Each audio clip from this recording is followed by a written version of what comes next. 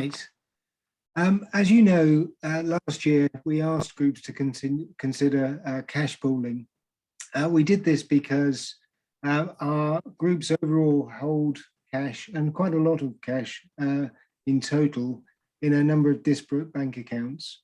And by pulling them together in one overall setup, we actually gives the charity the opportunity to use that cash much more wisely, to benefit from the scale of the cash held overall and the flexibility that moving cash from one area to another would give us. To do that, clearly we needed the groups involved to help us to do that and make sure it was practical and worked for each group in practice.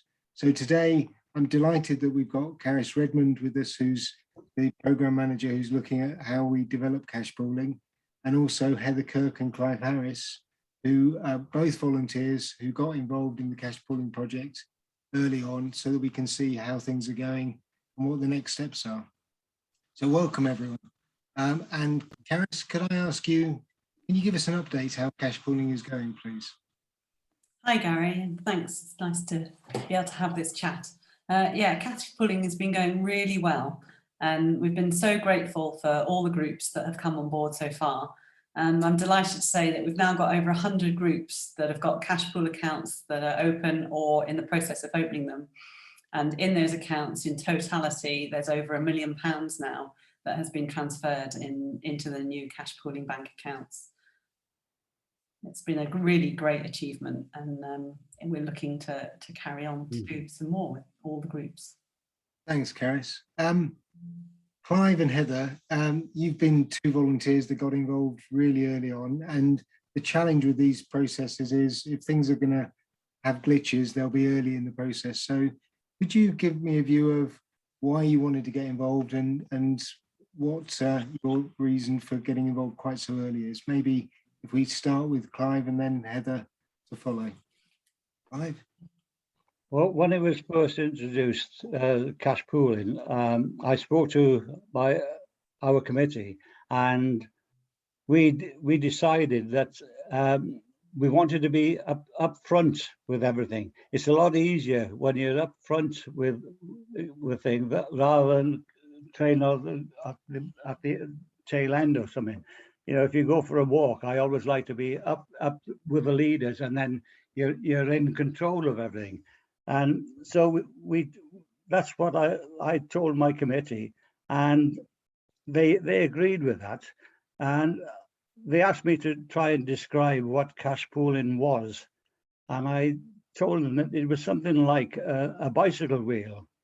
And we've all got little spokes going around, and each spoke is quite weak. But when you attach them into a central hub, then you get the strength of that hub there and the strength of the wheel, and the whole wheel then is supporting each other. And they saw that, and that's what we went with. And they are pleased that they followed my advice, and I'm pleased that they allowed me to do it. And I've been with this now for a fair while, and I'm very keen on it. Brilliant. Thank you, Clive. And I have to say your image of the cycle and the spokes is a brilliant one. Heather, what's your view from what looks like a sunny Scotland today? It certainly is very sunny here today in Scotland. I'm making sure I take the best of the day. One of the reasons I like the idea, first of all, because I'm a banker through and through and have been for 40 years, I totally understand from a business point of view why the charity wanted all the banking together. And because we were setting up the first ever activity group, where I've got 7 or 8 branches at the moment coming in and feeding into me, I wanted to try it to see how it was from that perspective rather than have an individual branch. And it's been absolutely fine. There has been issues and hiccups, but they're very, very easy to solve, and we've had great support about it. But the thing about it is the money's all in the one place, which I think is excellent from the charity point of view. Yeah. Thank you, Heather. And there have been some glitches along the way, and it's worth, I think, being open about some of those. So Clive, maybe from your perspective, how's the process been?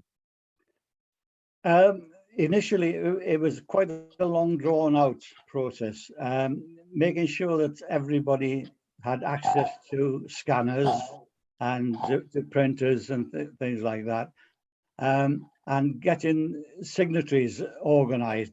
That took a fair bit of time, and I think that sounds like our doorbell going there. So it's it all took a fair bit of time to get going, but getting our second signatory on board is difficult, and she likes iPads, not computers, and it's difficult to get that last going, but on the whole, it's working well. Brilliant. Thank you, Clive. Yeah. Heather, Excuse me, man. you could comment while Clive answers the doorbell on some of the issues you've seen. I was perhaps quite fortunate that the people that were signing on the Scottish Activity account were all very PC literate, and scanners and things like that were no issue. But the issue that we did have was that some of our computers weren't as compatible as the Barclays platform. But again, I was lucky. I sort of went into the Apple shop to see if I could upgrade my MacBook to the latest one. I didn't know you could do that for no cost whatsoever. So please, if anybody's thinking they don't have the right MacBook or whatever the other thing, find out if it can be upgraded if you've got enough memory and space on your own one, because that doesn't cost anything. So that's a really good point as well. I think that we need to say to folk, don't get stressed if you don't have the right PC or MacBook. The other thing I think is excellent is the support I got from the IT people. They are absolutely amazing, the IT people. And I was quite worried, being in fraud in a bank for many years, I was worried that when they take over your laptop or your MacBook, that they were in control of everything behind it, but they're not. It's very, very easy when they take it over, and it is like it's something magical. You can see them working on your PC, but they're doing everything, but they can only do it with your control, and you give them a password. So don't be afraid of that at all. There's no risk to you nor the charity as well. So that's a really good thing, I think, and they're excellent, and they speak everyday language. So please, if you're struggling with that, use them. They're there to be used. That's really helpful, Heather. And I mean, your point is brilliant, because the aim of this is to get the benefit of the scale and flexibility across the charity, not to take away control or access or transparency from each of the groups. And that's really important. And Carys, what have we learned as we've gone along? Well, as the volunteers have said, things haven't always gone to plan. We've certainly learned that the IT support that we provide with the Parkinson's in-house IT team is absolutely crucial to our volunteers to be able to have someone there with their permission to be able to set up with some of the initial setup. Once volunteers are set up, things are much easier. There's lots of guidance that we provide, including videos for people to be able to watch to understand what to do.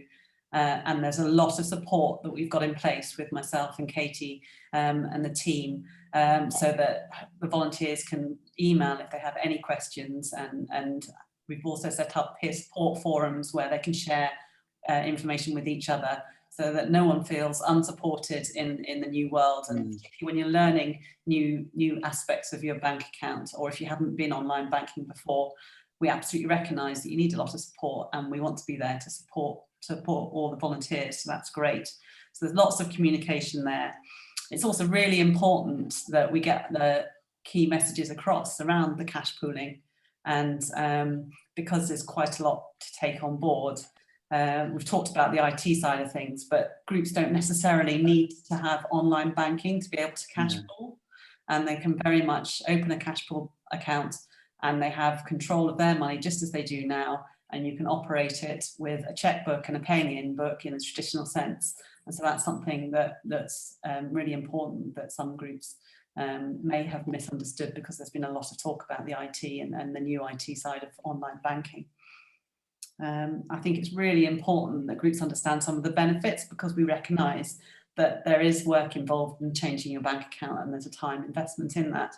And so the benefits of that are that future signatory changes can be made much easier, and that we can support the groups in a much better way with a full visibility of what's going on. That groups will get interest on an annual basis into their bank accounts, and there are no banking charges to the groups for using that bank, which with all the different bank accounts and the different banks that the groups are with now, there's lots and lots of different setups.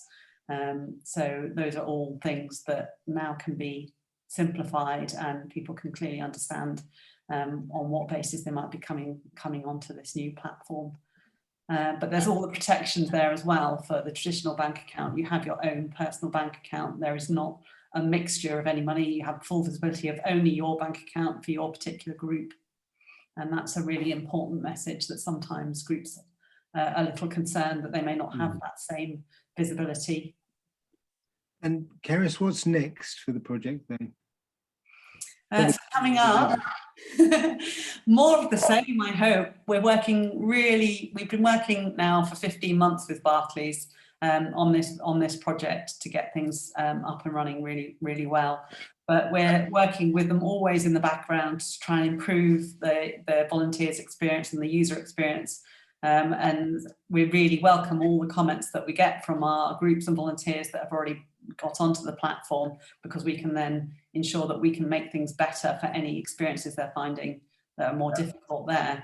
There was some talk about getting the compatibility of your computer and trying to get things set up with iPads and mobiles, and we're working with Barclays to see that hopefully going forward some of those things will also be able to be options as well.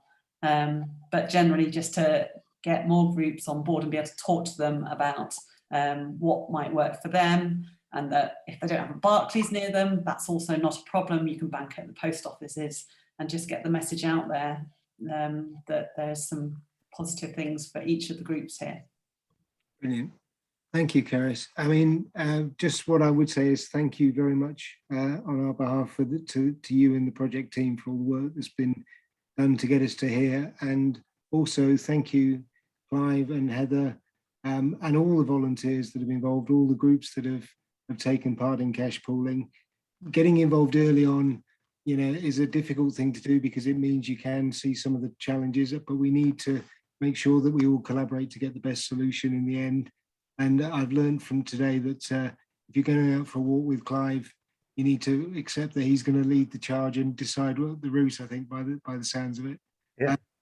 We'd love to have other groups get involved and get as much of the overall charity's cash and groups' cash onto the same platform, and make sure everyone gets the benefits of scale and flexibility.